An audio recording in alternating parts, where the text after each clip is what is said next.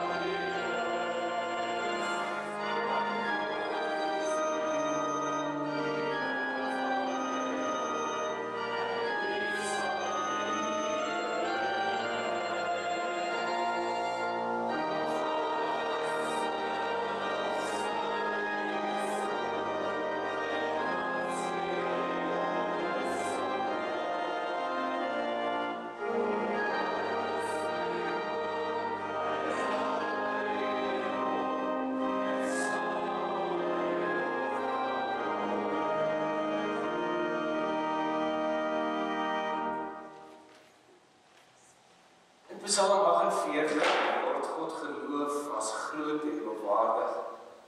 'n Toevlugsoord vir almal wat uitgelewer is aan die magte. Here, U is vol geregtigheid. U hou ons vas vir altyd en vir ewig. U sal ons lei vir ewig. Dankie, Here. U is goed en getrou. Gemeente, genade vir julle en vrede van God ons Vader en die Here Jesus Christus, deur die kragtige werking van die Heilige Gees. Amen. God het ons eerste lief gehad en hy kom oor ons ontferm. Ons antwoord op sy liefde deur om te eer, om te erken, te bely en te gehoorsaam. Kom ons sing saam Psalm 209. Psalm 209.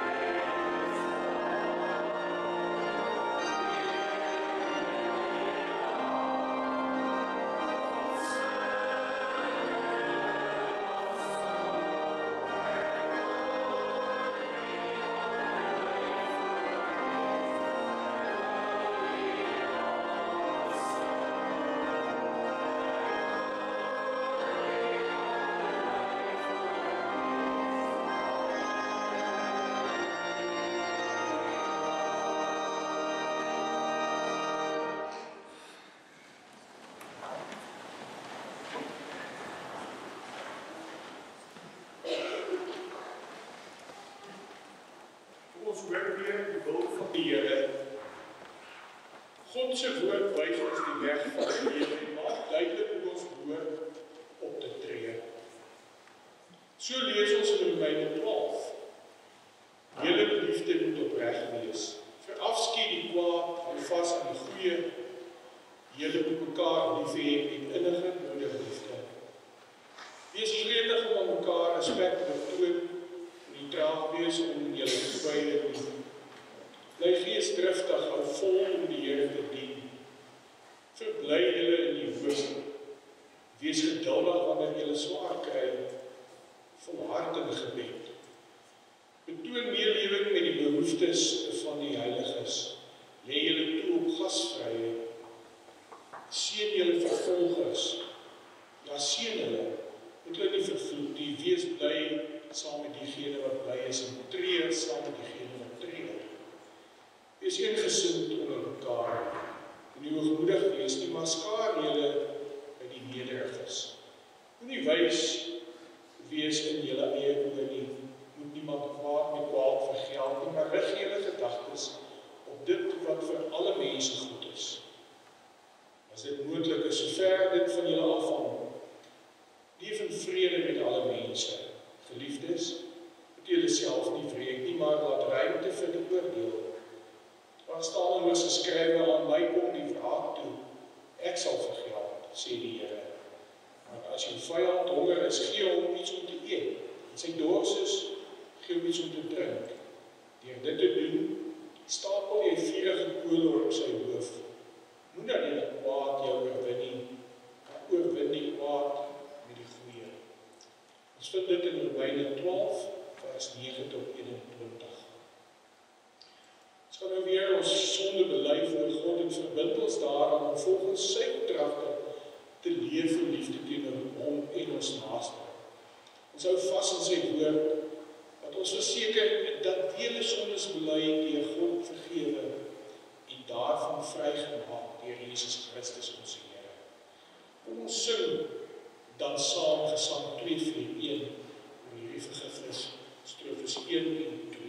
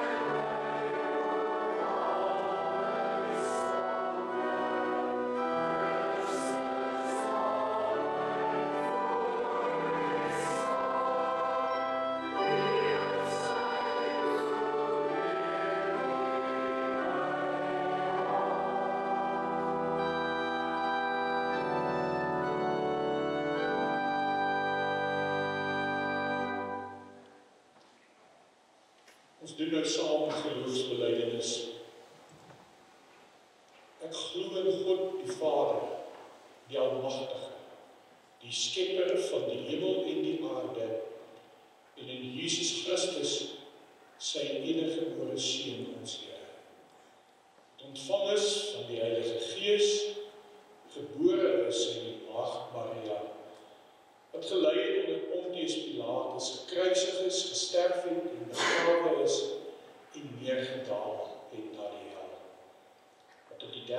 weer opgestaan het uit die dood. Het opgevaar uit na die hemel en sit aan die regterkant van God, die almagtige Vader, waarvandaan hy sal kom om die lewendes en die dooies te oordeel. Ek glo in die Heilige Gees.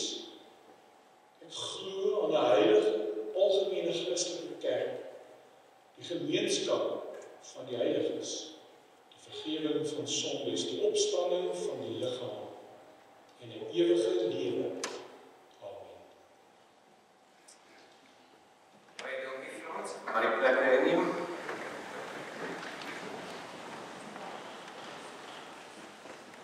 Is daar vanmorgen gebedenkerk? Is gebedenkerk vanmorgen? Kennis wat we gaan?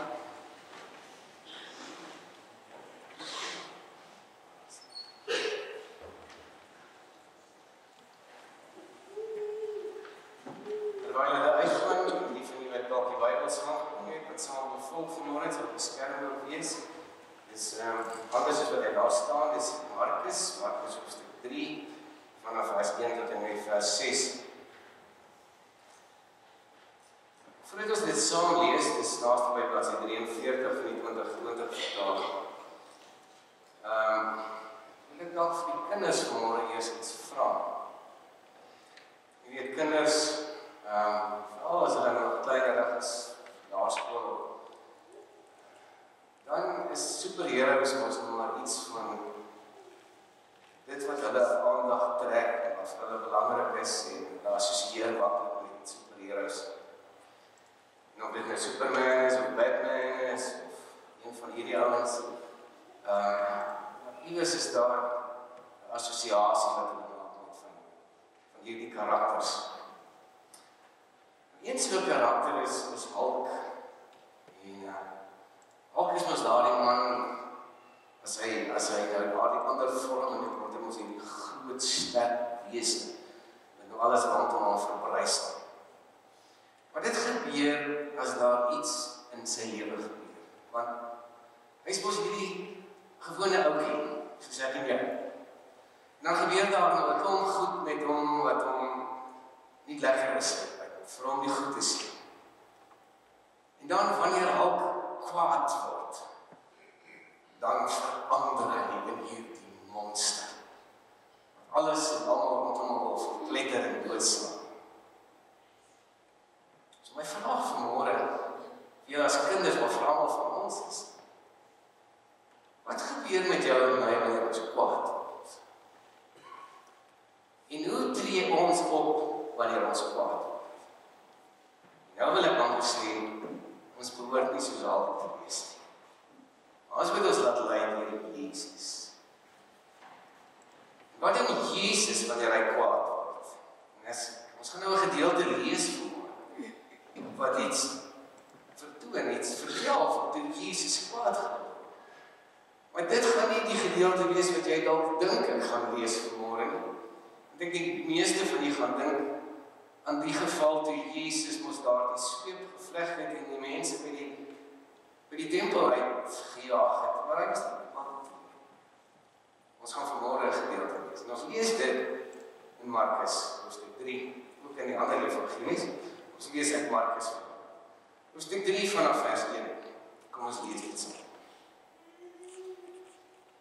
Jesus het weer die sinagoge binne gegaan. Daar was 'n man met 'n verdorde hand. Hulle het hom dopgehou om te sien of hy hom op die Sabbat sou gesond maak, sodat hulle hom kon aankla. Hy sê toe vir die man met die verdorde hand, kom staan hier tussen hulle. En hy sê vir hulle, is dit toelaatbaar om op die Sabbat goed te doen of sleg te doen, om 'n lewe te red of om dood te maak? Hulle het egter stil gebly. Hoor nou. Nadat hy voedend in die rondte na hulle gekyk het, diep bedroef oor die hardheid van hulle harte, sê hy vir die man, steek uit jou hand. Die man het sy hand uitgesteek en dit het gesond geword. Die Fariseërs het uitgegaan en dadelik saam met die Herodiane planne teen hom beraam, sodat hulle hom om die lewe kon bring. Ons lees tot sover. Elkeen wat die woord van die Here hoor, ook in sy en haar harte bewaar, maar nie net in hulle harte bewaar, en hulle daarvolgens te leef. Die prediking vanoggend handel oor die gedeelte wat ons saam gelees het. Hier in Markus 6, Markus 3 liewes, maar as tema dan juist ook as Jesus kwaad word. En ons wat in die voetspore van ons Here Jesus volg, behoort iets hieruit te leer, iets hieruit te sien. Voordat ons by die oordenking kom, terwyl ons so bly sit, kom ons bid saam. Here ons God, Here, ons is soms blind vir dinge wat rondom ons gaan. Baie keer sien ons nie eers die hand van genade raak in ons eie lewens nie. Hoe elke dag vir ons voorsien met meer as wat ons nodig het. Ons dink dit is so vanselfsprekend, dit moet maar net daar wees. Ons so sorg nie. Maak ons oë oop, sodat ons U kan raak sien ook in ons lewe, elke dag. Dat ons in dankbaarheid kan leef. Want Here, dit is ook ons bron van vreugde.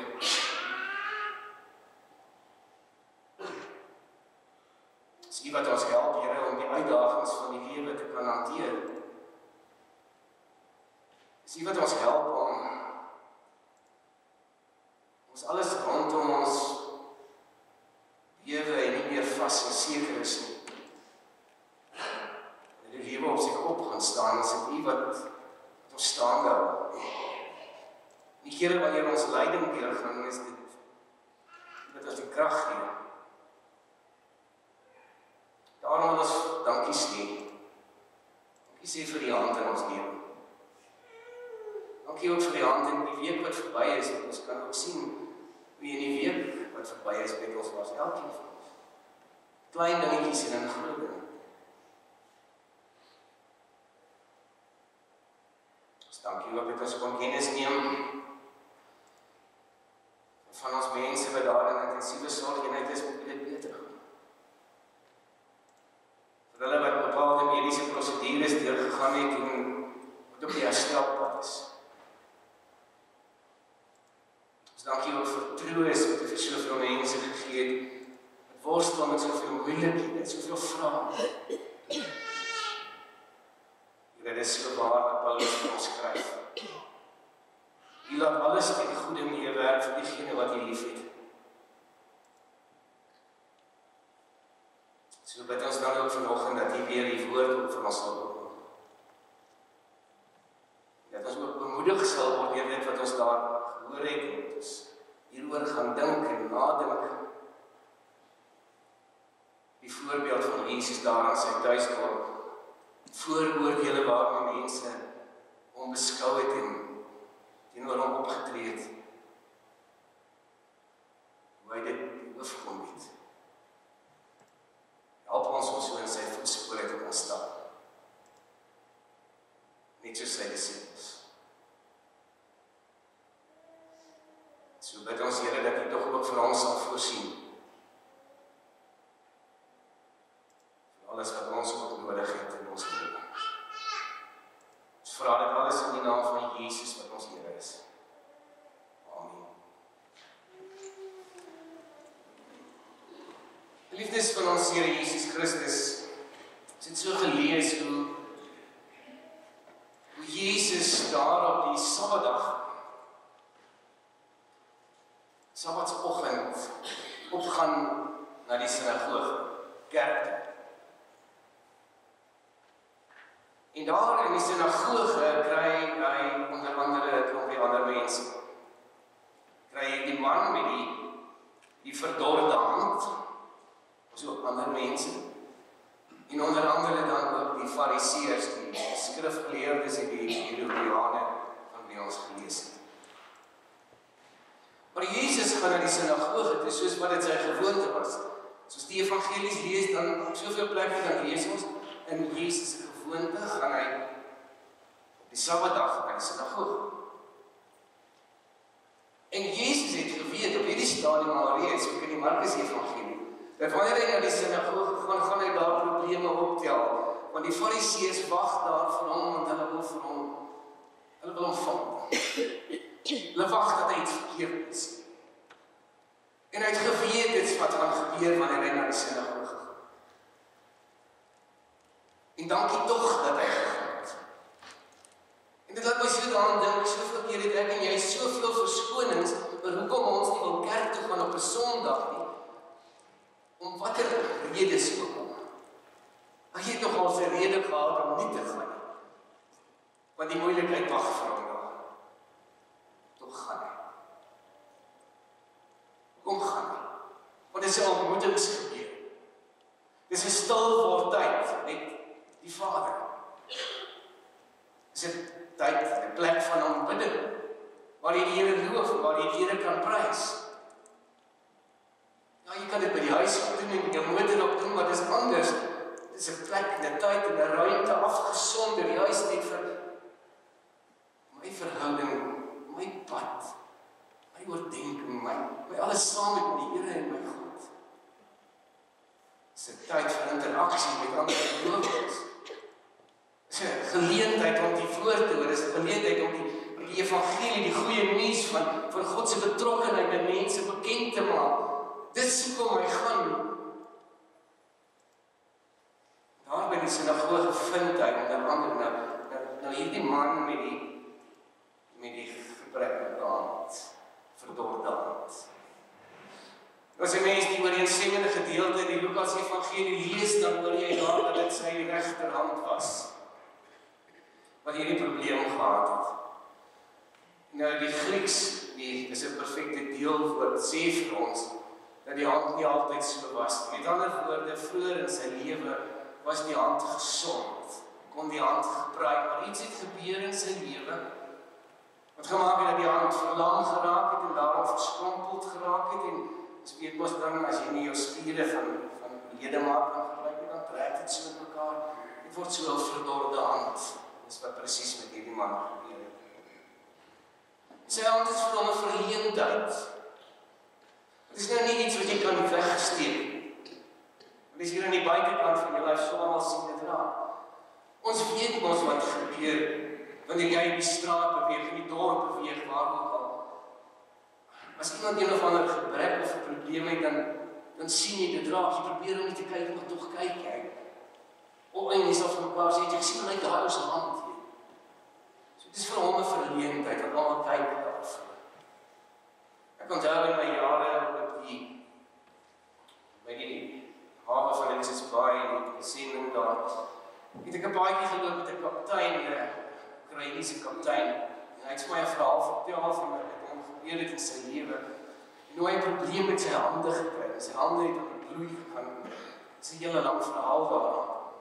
Maar hy sê soveel so dat hy moes handskoene dra, omdat hy as kaptein, wanneer hulle na hawe kom, dan kom almal aan boord en dis nou douane en dis die waterpolisie en dis klomp mense wat besigheid kom doen op die skip.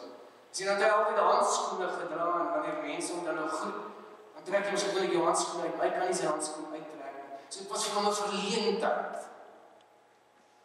Oor hierdie hand wat hy altyd handskoene moes dra. So kan ek dink hoe hierdie man met hierdie hand, hoe dit vir hom ook 'n verleentheid was. Miskien is daar so 'n verleentheid ook in jou en in my lewe. Dit is nie altyd kan wegsteek nie. Mense sien dit, mense weet daarvan. Hoe hanteer ek en jy? Na alle waarskynlikheid het hierdie mens van wie die probleem van sy hand sy werk verloor. Hy kon in elk geval nie meer die werk doen wat hy gedoen het.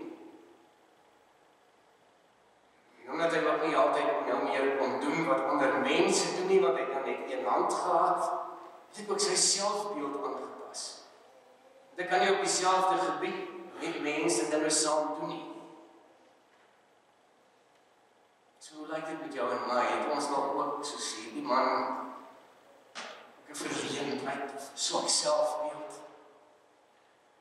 Hierdie man gaan met sy verleentheid. met sy magteloosheid, besluit hy ook om op hierdie Sabbatdag na die sinagoge en na die kerk te gaan. Daar het hy 'n ontmoeting met die Here Jesus. En so is ek en jy vanoggend ook hier in die kerk, want Jesus is ook hier en hy wil ook elkeen van ons aanraak. Tot 'n sekere mate kan elkeen van ons so 'n bietjie met hierdie man met die verdorde hand ook identifiseer. Niemand van ons is volmaak, ja.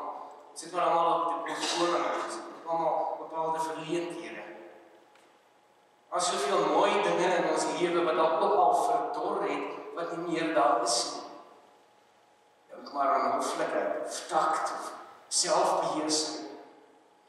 Die altyd meer vertoon nie. Maar die genesing van hierdie man se hand, juis op die Sabbat, verduidelik die betekenis van Sabbat op 'n dynamiese wyse. Want wat is die Sabbat? Dit is 'n simbool van God se vergewende en genesende liefde. Kom stel God die Sabbat in die begin, nadat hy alles geskaap het. 7de dag het hy gerus, vir die mense ook te kan rus. Sabbat is gemaak vir die mens. Nou het die mens gekom en die klomp reëls en regulasies gemaak. En alles wat jy mag en nie mag nie, en jy mag nie werk nie, en om gezond te maak, is werk, so jy mag dit nie doen nie. Hier kom Jesus en ek dit anders, en hy wys weer waar gaan die Sabbat. Want in hierdie sinagoge het ons nou ook gekry, het ons gelees was die Fariseërs. Hulle het kennis geneem van hierdie Jesus. Dat die gehou van wat hulle hoor en wat hulle gesien het nie, is vir hulle 'n probleem. En hoekom is hulle nou daar in die kerk, daai Sabbatdag? Nie om te aanbid nie. Nie om die teenwoordigheid van God op te soek. Nie om hom te loof en te aanbid nie, maar om fout te soek. Fout soek.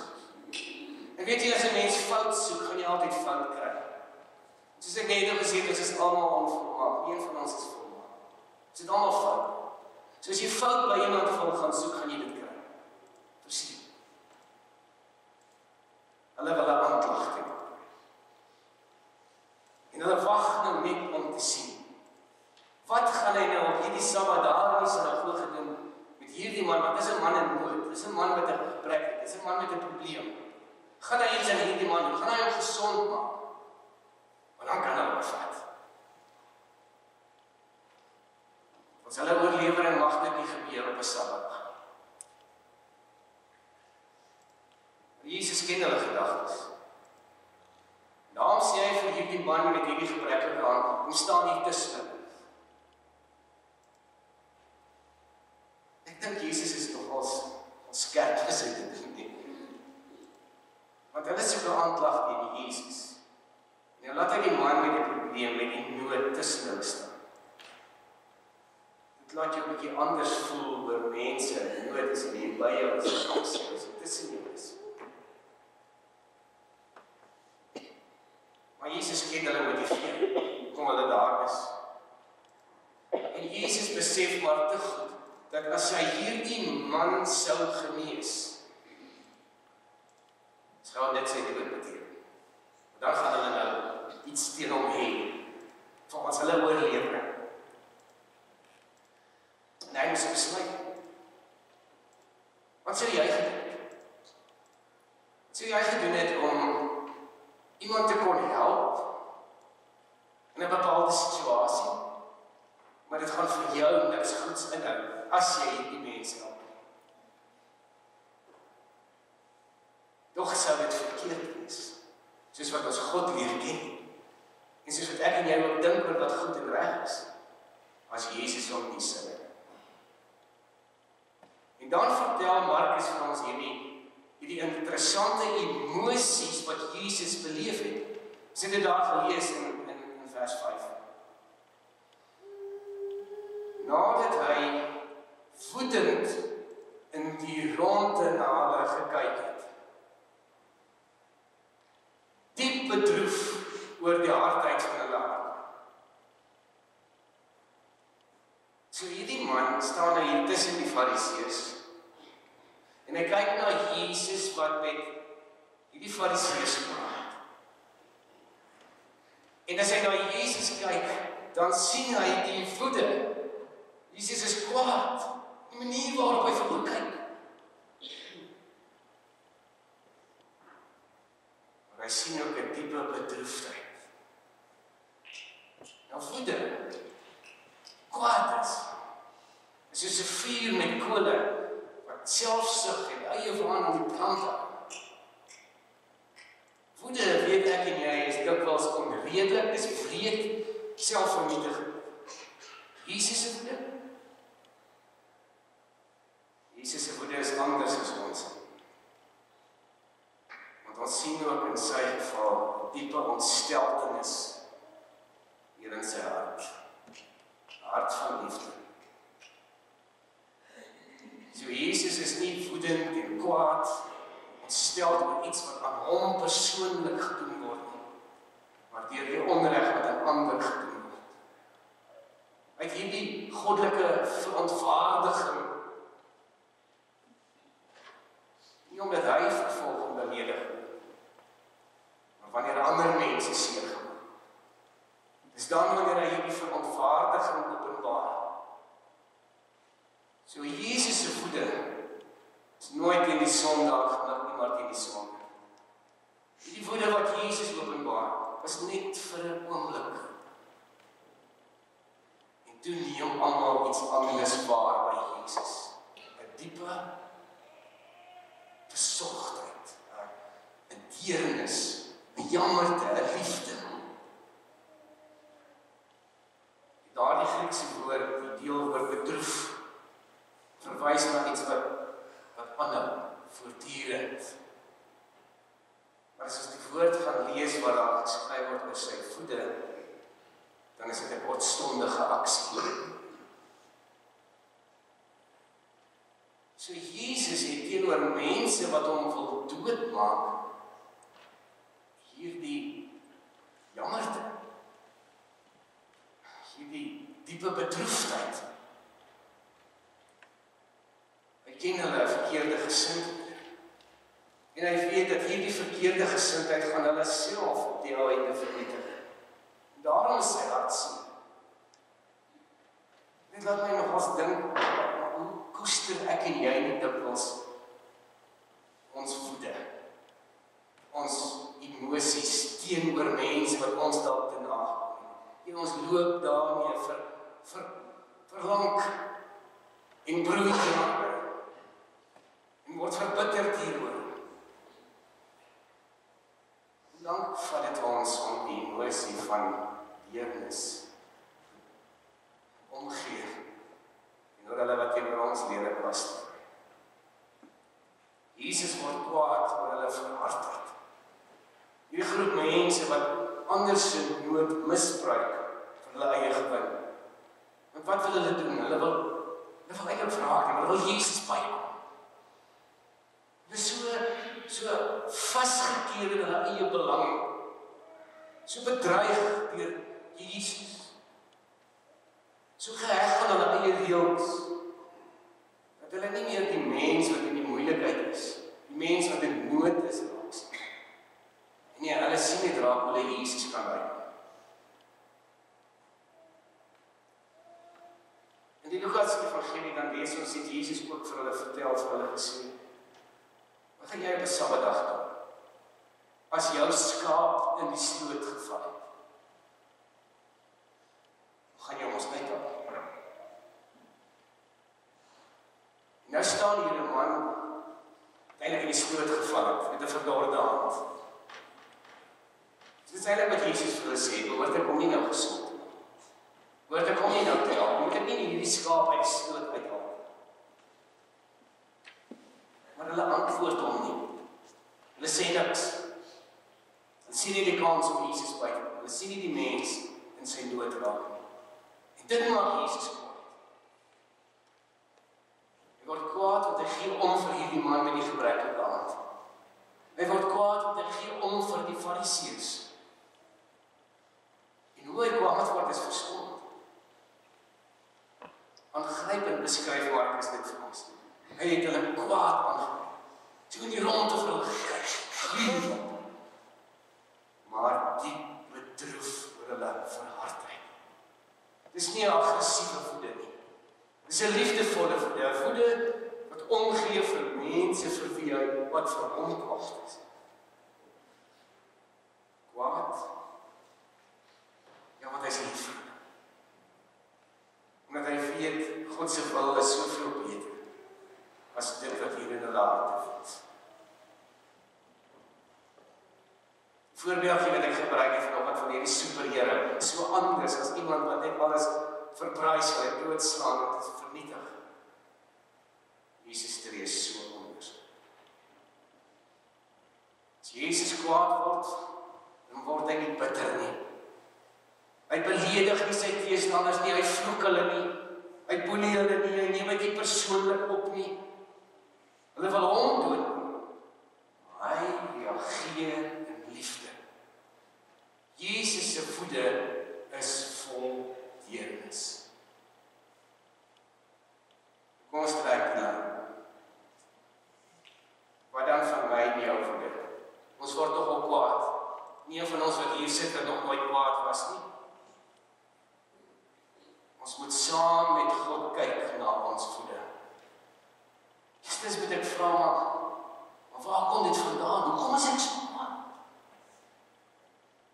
En laat ons nou maar eerlik wees, 99% van die tyd kom uit een van twee plekke. Of uit vrees. Vrees want ek word bedreig, ek word aangeval hier. En in die tweede plek uit selfsug, of my trots, my eer is 'n bietjie gekrenk. Daarom reageer ek in my kwaadheid. Dink goed na hoe raak ons kwaad. As ek kwaad word omdat ek bedreig voel, omdat ek uit vrees, dan voel ek maar ek moet myself beskerm. Niemand anders gaan tog nou vir my hier opstaan nie. Ek moet dit nou doen. Ons is soort van 'n kompetisie met almal rondom ons. En die diepste hiervan is, kan ek God vertrou met hierdie bedreiging jou in my lewe? Kan ek oorgee dit vir God of nie? Of is dit dalk my kwaad vanweë my trots, ek wat in my Heer gekrenk is? Want ek wil hê dinge moet loop soos wat ek wil hê dit moet loop, en as dit nie so loop nie, dan word ek kwaad hieroor. En dis mos my tyd, en my tyd is kosbaar, en mense moet nie met my mors nie. Wanneer ek kwaad raak, wat sê julle? Jy net so 'n bietjie 'n tree terug. Jy net 'n tree terug. Vra die Heilige Gees om jou te wys, wat sit agter my woede, agter my kwaad. Vra dan vir God, maar Here, wat is die volgende tree? Vir sommige van ons beteken dit, ek moet wegstap. Ek moet afkom. Vir ander van ons beteken dit, ek moet nadink 'n bietjie oor wat God vir my sê in sy woord. Nie kwaad met kwaad te vergeld nie. Het is dit gelees, Frans het dit gelees, in Romeine 12 onder andere.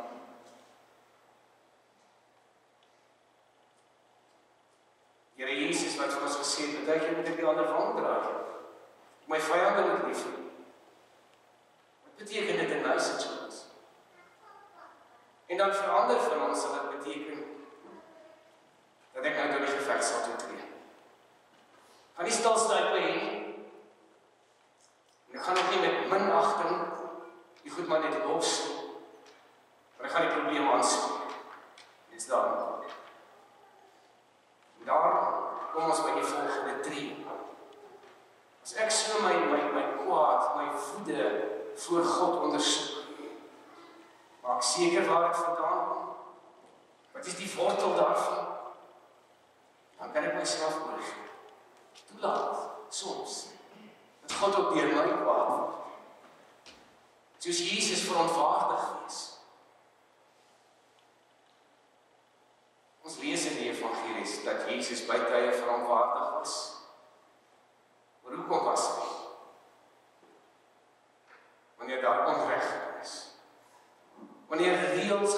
vertel word oor mense se nood, armoede, mense se menswaardigheid is aangetast.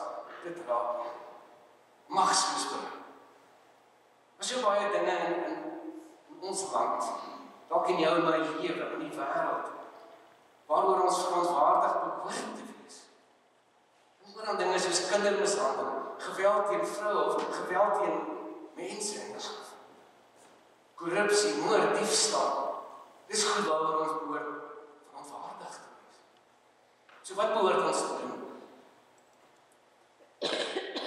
Wel, ek kan kies om niks te doen. Dis die beste van ons maar doen. En dan kla ons maar net wanneer ons saam kuier of daar rondom die braaivleisvuur staan. Of ek sal dalk so ver gaan om iets op sosiale media te skryf en my verantwoordiging hierdie meisie wyse te ken te gee. Maar eintlik is dit niks anders as leunstoel aktivisme. Eintlik doen dit nog steeds niks.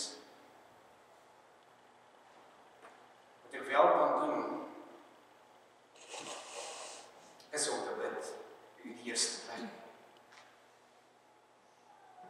Maar glo ons nog in die krag van gebed, glo nog dat God hoor, glo dat God nog iets hieraan sal kan en wil doen. En as hy nog iets hieraan kan en wil doen, wil hy my nie dalk juist ook gebruik in hierdie proses, dat ek iewers dalk betrokke raak by 'n groep, by 'n beheer, by wat ook al, om van hierdie dinge aan te spreek. En wanneer ek iets doen, dan behoort ek dit te doen uit liefde, soos wat Jesus my was, in liefde. Ek hoor baie keer dat mense sê, is eintlik as die moslems ons tot voorbeeld. Want as jy nou sien, as hulle nou iewers hulle godsdienst aangeraak of aangetast word, kyk net wat doen hulle. Jy sien, hulle kom in opstand, hulle boycott die besigheid, of hulle betoog, of hulle bring alles tot stilstand. Kyk net hoe belangrik is 'n saak vir hulle. Hulle laat nie met hulle God nie, ook nie met hulle godsdienst. Nee, die moslems is nie ons voorbeeld. Glad nie, sal nooit wees nie, mag nie wees. Ons voorbeeld is Jesus. Jesus, die is 'n voorbeeld, is 'n spore ons dood. Wat sê Jesus? Jou vyande lief. Jy moet nie kwaad met kwaad vergeld. Soms die ander van draai. Ander kreatiewe oplossings soek. Wanneer ons aggressie met mag antwoord, vererger dit die hele situasie. Maar as ons met droefheid en liefde verontwaardig is, kwaad is, dan laat ons Jesus deur ons leef. Dan doen ons wat goed is, wat reg is, soos Jesus. En bid. Sonder ophou. Bid. Ons sluit af. Met iets positief. 'n gebreklike mens loop 2000 jaar gelede die sinagoge in die kerk binne. En 'n geneesde man stap daar uit. Soos wat Jesus vir die onthaalwe van hierdie man kerk toe gegaan het. Hy vanoggend om jou en my onthaalwe kerk toe gaan. As daar dinge in jou en my lewe wat ook verdor is, soos hierdie man se hand, miskien 'n verhouding, gesindheid, wat ook al. Gee dit vir Jesus. Amen.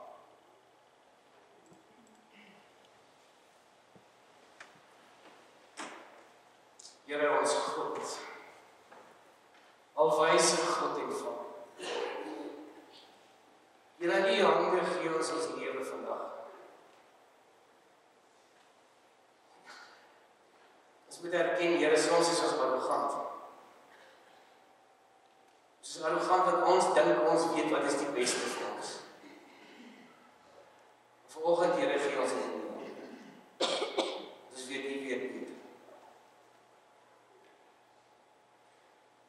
En ons moet ook erken, Here, soms probeer ons U manipuleer om te dink soos ons dink. Maar vanoggend, Here, sê ons laat U wil geskied in my lewe.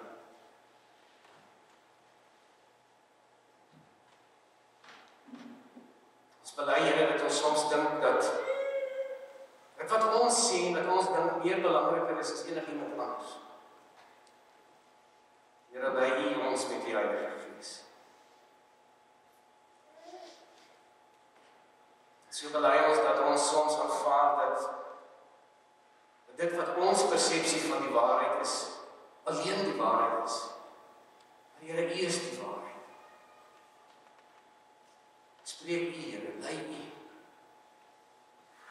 Ag en Here, soms is ons harte so verhard.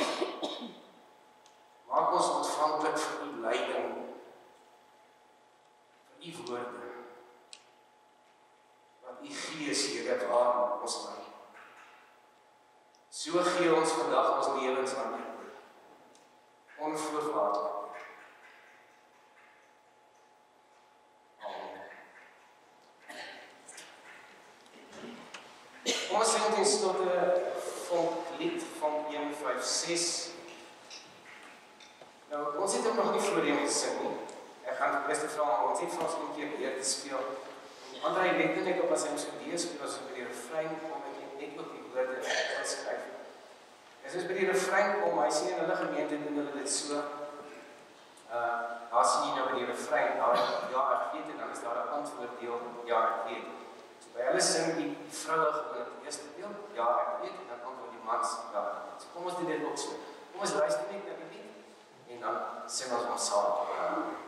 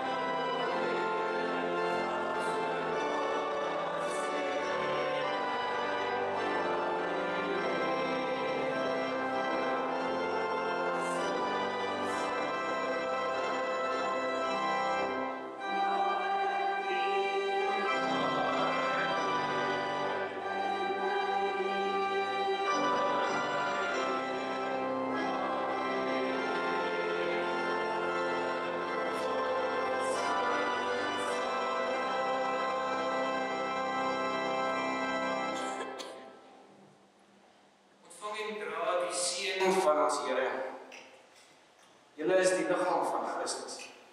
Julle is sy hande en voete, sy arms wat vashou. Julle is sy omgee vir ander. Genade van ons Here Jesus Christus, die liefde van God en die gemeenskap van die Heilige Gees sal met julle wees en deur julle nader kom. Amen.